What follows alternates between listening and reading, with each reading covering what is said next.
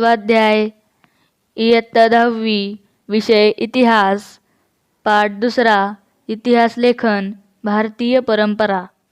प्रश्न पहिला अ. दिलेल्या पर्यायांपैकी योग्य पर्याय निवडून विधाने पूर्ण करा. 1.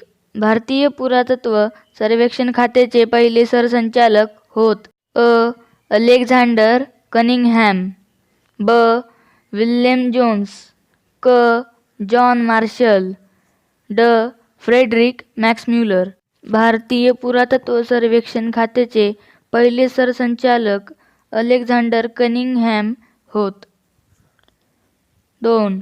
हितोपदेश या संस्कृत ग्रंथाचा जर्मन भाषेत अनुवाद यांनी केला.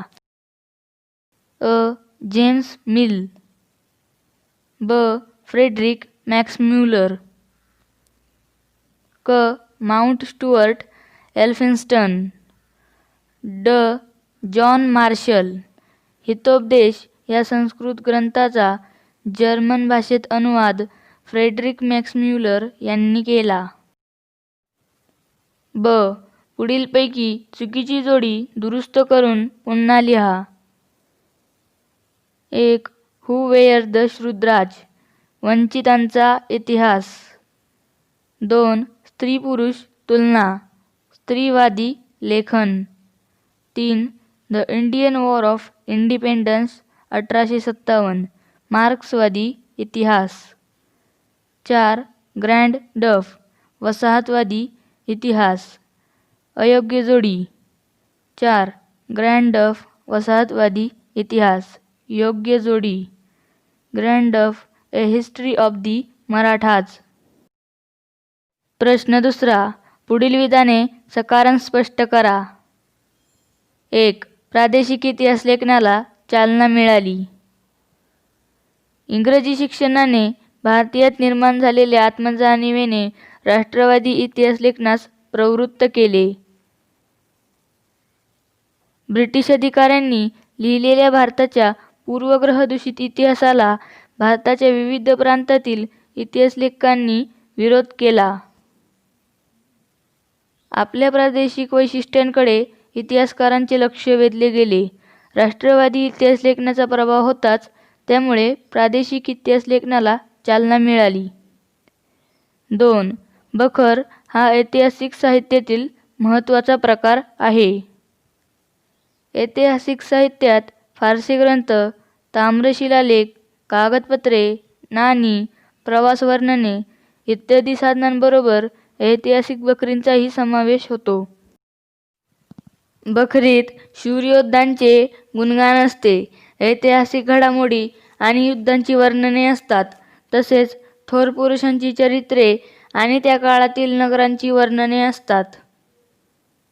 तत्कालीन सामाजिक, धार्मिक आणि आर्थिक जीवनाचे चित्र रंगवलेले असते. ही वर्णने इतिहास लेखनाला उपयुक्त ठरतात. म्हणून बखर हा ऐतिहासिक साहित्याचा महत्त्वाचा प्रकार आहे. प्रश्न 3. पुढील प्रश्नांची 25 ते 30 शब्दात उत्तरे लिहा. 1. मुघल सम्राट बाबर यांच्या आत्मचरित्रात कोणत्या बाबींचा समावेश आहे? मुघल सम्राट बाबर यांनी आपल्या तुझुक-ई-बाबरी या आत्मचरित्रात पुढील बाबींची वर्णने केली आहेत.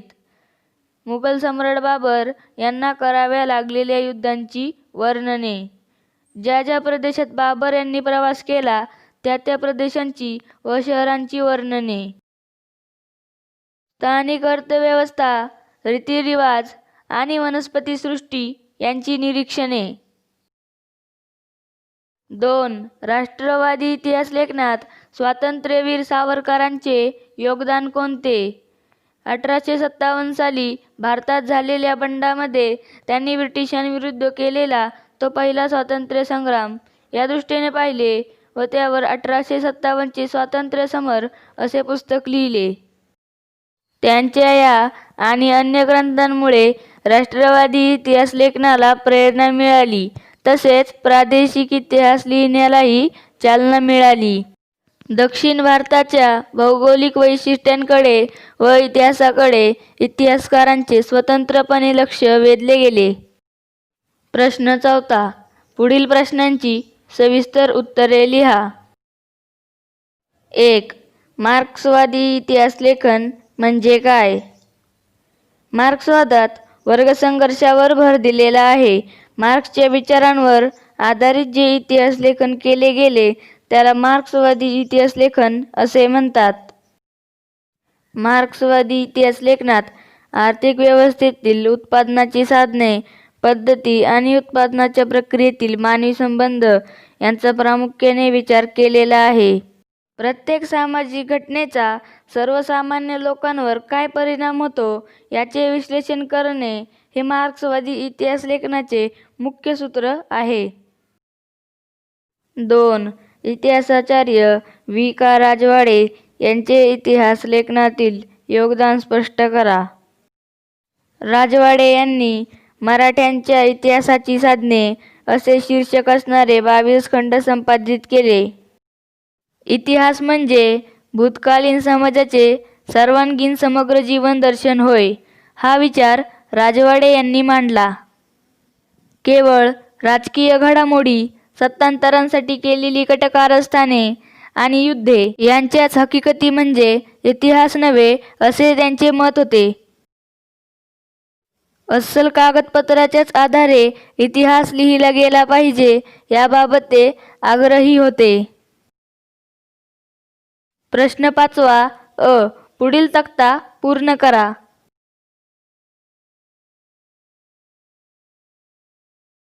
James Mill, the history of British India. James Grant Duff, the history of the Marathas. Mount Stuart Elphinstone, the history of India. Shri अ. Dange, primitive communism to slavery. Doctor Babasaheb Ambedkar, who were the Shudras. ब.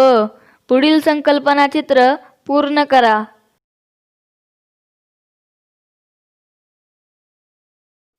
मुस्लिम इतिहासकार, ग्रंथ व हेतू. ग्रंथ तुझुक ई बाबरी. इतिहासकार बाबर.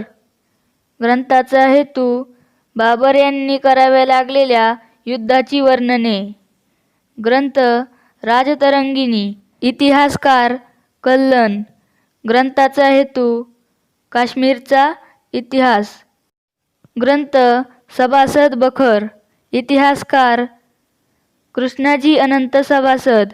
ग्रंथाचा हेतू छत्रपती शिवाजी महाराजांच्या कारकिर्दीची माहिती. ग्रंथ तारिक ई फिरोजशाही.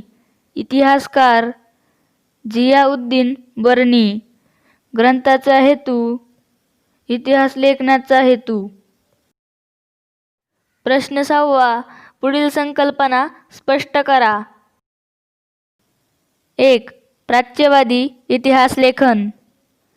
18व्या शतकाच्या उत्तरार्धात युरोपातील अभ्यासकांमध्ये पूर्वेकडील संस्कृती आणि देश यांच्याबद्दल कुतूहल निर्माण झाले होते. या कुतूहलापोटी भारतीय संस्कृतीचा अभ्यास करणाऱ्या अभ्यासकांना प्राच्यवादी अभ्यासक असे म्हणतात. या प्राच्यवादी अभ्यासकांनी भारतीय संस्कृती, इतिहास, येथील भाषा व धर्म यांचा अभ्यास करून इतिहास लेखन केले. या लेखनाला प्राच्यवादी इतिहास लेखन असे म्हणतात. 2. राष्ट्रवादी इतिहास लेखन. 19व्या शतकात भारतात इंग्रजी शिक्षण पद्धती सुरू झाली. या पद्धतीत शिकून तयार झालेल्या इतिहासकारांना भारताच्या वैभवशाली प्राचीन इतिहासाविषयीची जाण आली. आत्मजाणीव निर्माण झालेल्या या इतिहासकारांनी भारताविषयी जे इतिहास लेखन केले त्या लेखनास राष्ट्रवादी इतिहास लेखन असे म्हणतात. या राष्ट्रवादी इतिहास लेखकांना प्राच्यवादी लेखकांच्या पूर्वग्रहदूषित इतिहास लेखनाला विरोध केला. भारताच्या इतिहासातील सुवर्णकाळ शोधून त्यावर त्यांनी लेखन केले. राष्ट्रवादी इतिहास लेखनामुळे ब्रिटिशांविरुद्धच्या स्वातंत्र्य लढ्यास प्रेरणा मिळाली, तसेच प्रादेशिक इतिहास लिहिण्यालाही चालना मिळाली. 3. वंचितांचा इतिहास.